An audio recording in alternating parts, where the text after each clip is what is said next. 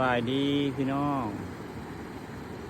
วันนี้เราสุดก็มาอัปเดตเนาะน้ำลงแล้วเด้อพี่น้องเอ้ยน้ำลงดึงเสือไว้แต่ฝั่งนี้ยังไม่มาฝั่งนี้ลงแล้วเนาะโอ้ป่าลายทุกคนเลยป่าลายพระเจ้าใดลายนะมันขึ้นไม่ได้นะทุกคนนะขึ้นไม่ได้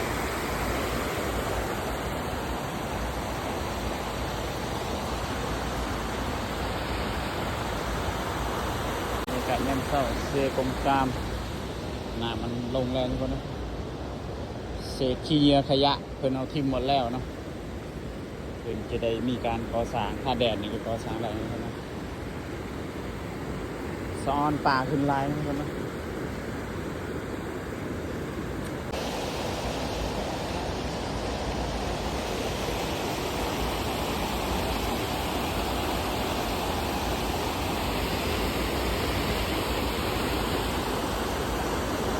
อัปเดตตามเคยทุกคน